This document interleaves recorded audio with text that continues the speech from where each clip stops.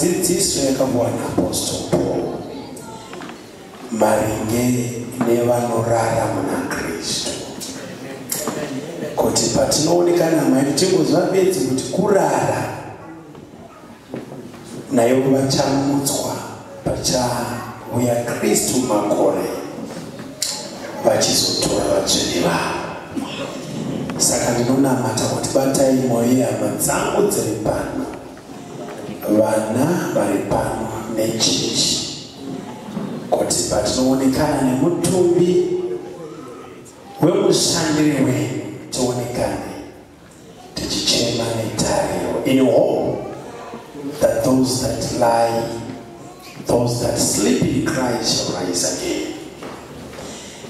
Mazvita mwenye rwendo rwatichafamba kubva pano kusvika tasvika paZoro Memorial Park, paricharanzika murandakadzi iri nzvimbo bedzi yokurindira. Titungamirei mutikomborere pazvose zvasara, asi zvikuru sei imi muonekwai murufu rwomurandakadzi uyu, muzita raJesu Kristu muponesi wedu. Mazvita. Amen. Amen. Arakoze mukozi w'Imana. Uko tugiye gukora muri uyu mwanya, how we are going to operate in this time, tugiye gufata umwanya wo gusezera. We are going to take, turahera ku bantu bari ku myanya y'inyuma. We are going to start with the people behind. Abantu bari hari inyuma, the people who are seated behind, bazajya baza bazenguruka. They will come. Byaba byiza duhereye uruhande rumwe. We can start with one section. Reka dusabe chef wa protocol atubwire tugakoresha zimwe tugasohokera mu yindi nzira dusohoka duhereye. Thank you very much. It's a good time so that we pay the last respect to our late sister. We are going to do it with brisk. We are going to start the people sitting in the back. Those who are behind, they will come this way. They will use this side. Then they will come circling the coffin.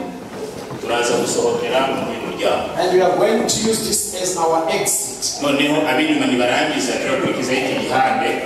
after you be coming from behind, we are going to start from behind. We'll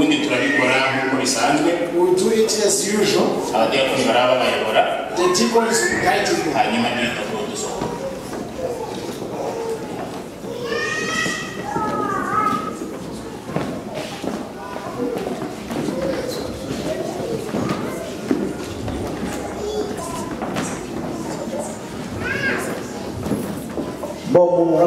barakoze kudusobanura ko tugiye kubigenza. Noneho uyu mwanya ntabwo turi buhinduka myinshi bitewe n'ubundi na gahunda zibera muri iyi sare. Amasaha yacu asa nkarimo kurangira. Muri uyu mwanya turi kubikora dufite mushiki wacu Sandrine nawe ufite kumuririmbira, ubwo yakendera n'abacuranzi tugakora umurimo ari kuririmba. Bishatse kuvuga ngo abakozi b'Imana n'umuryango nibo bari gusezereho ganyuma. Hanyuma ikindi nuko tuvuye ku irimbi kuri Zororo, izindi gahunda z'umunsi mukuru zirabera kuri Mucuzi Lodge. After from Zororo Memorial Park, we are going to gather again at Mucuzi Lodge. Noneho abantu badafite transport, the people without transport, there's a bus that we have organized outside. They will come, they will enter into that bus. Sandrine who want to sing for, so that we do it.